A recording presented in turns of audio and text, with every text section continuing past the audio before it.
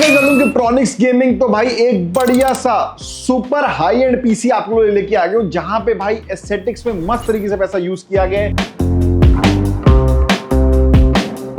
शौक वाला पीसी है, बढ़िया तरीके से पैसे लगाए गए हैं एस्थेटिक्स कैबिनेट में, कूलर में, आपके आरजीबी फैंस में, आरजीबी स्ट्रिप्स, मतलब सब कुछ डाल दिया है और साथ में यूज किया 5080 विंडफोर्स ओसी। देखो भाई कुछ नहीं कर सकते, ये परफॉर्मेंस उतनी ही देगा। बंदे ने पैसा लगा दिया है एस्थेटिक्स पे बढ़िया तरीके से, कम मोटा मेरे हिसाब से 50,000 एस्थेटिक्स लगाया। पूरा पीसी का कॉस्ट है Ryzen 7 9800X 3D एंड 5080 के साथ 3,90,000 का। एंड भाई ये जा रहा है गेमिंग के लिए। तो ये था पूरा इसका सिनेरियो। अब देखते हैं इसका पूरा स्पेसिफिकेशन जल्दी से, और इसका परफॉर्मेंस भी देख ही लो। ठीक है, आज देख लो। मैं बकचोदी करूं गरीब वाली।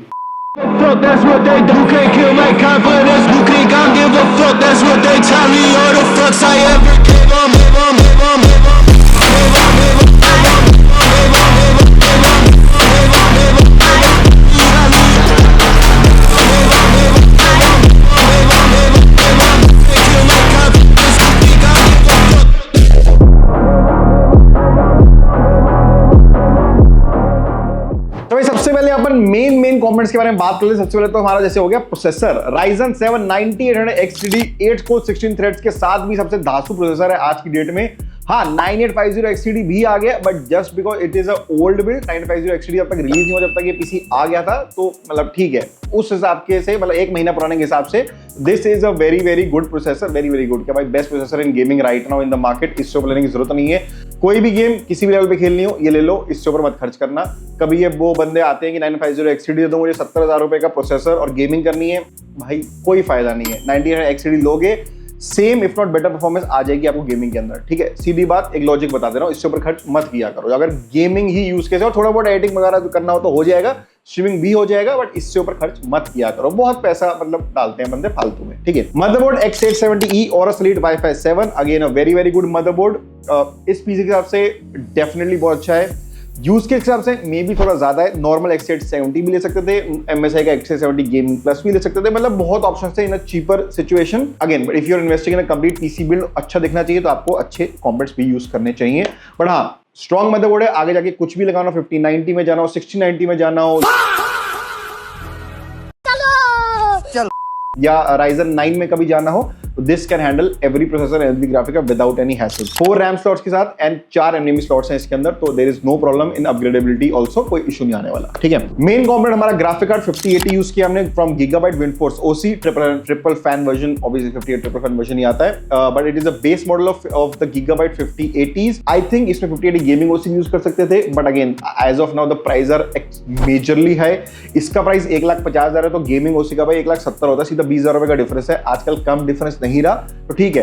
अब परफॉर्मेंस तो ऑलमोस्ट सेम ही मिलनी है, कोई फायदा तो है नहीं इतना ऊपर खर्च करने का। बट अगेन एस्थेटिक्स में डाल रहे हो तो पूरा अच्छे से ही डालो, बाकी आपके ऊपर होता है चीजें। ठीक है, 1000 watt power supply is needed for this build. We went with the Corsair 1000X 8+ Gold fully modular and 8X 3.1 10 years of warranty। Amazing power supply Corsair में, मस्त इन्वेस्ट कर सकते हो। ठीक है, कूलर के बारे में बात करूं, Acer XT का 420mm Elite LCD वाला यूज किया है, जैसे आप देख सकते हो।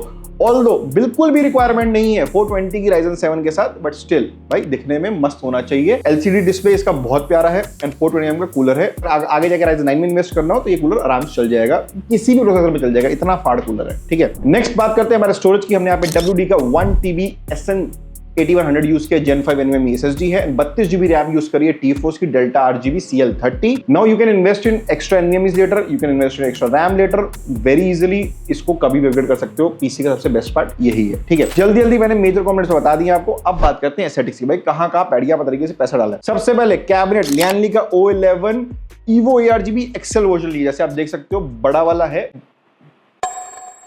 बड़ा कैबिनेट है, बट भाई एयरफ्लो बहुत प्यारा है। इसमें आपको 2 5090 लगाने हो, मतलब कुछ भी लगाना हो, बहुत आराम से लग जाएगा। ठीक है, 2 फैन किट यूज करी हमने Lianli की ही, 3 साइड में 3 नीचे, SL वायरलेस 120 ताकि एस्थेटिक्स बढ़िया रहे।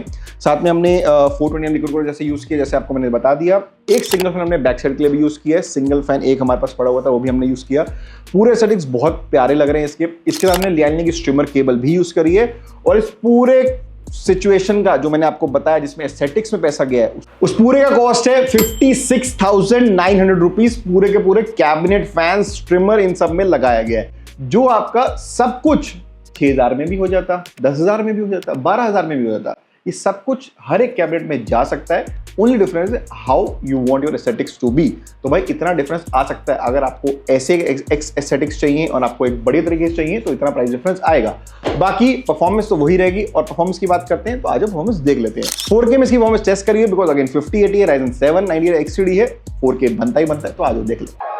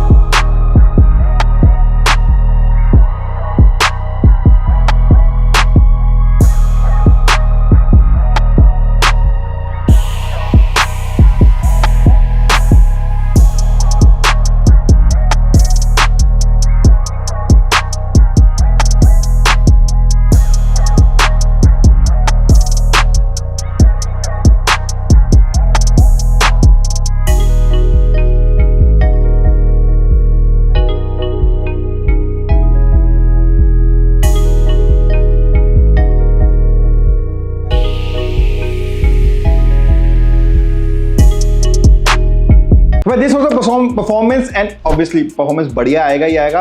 और भाई अगर आपको ऐसा पीसी चाहिए बढ़िया एस्थेटिक्स वाले, या अगर एक नॉर्मल पीसी भी चाहिए in the same configuration, you can let us know भाई मुझे ये कॉन्फ़िगरेशन चाहिए इन अ चीपर कैबिनेट, और you want to get a cabinet which is 80,000 rupees का जो आता है वो वाला ऑल से वाला, वो चाहिए वो भी ले सकते हो भाई। सब कुछ अवेलेबल है हमारे पास, आ जाओ ले लो, बढ़िया प्राइस मिलेंगे। सारी डिटेल्स डिस्क्रिप्शन में है, व्हाट्सएप कर लो, कॉल कर लो या हमारे स्टोर पे आ जाओ। Everything is given in details. जाओ पीसी बनाओ, मजे करो, बाय।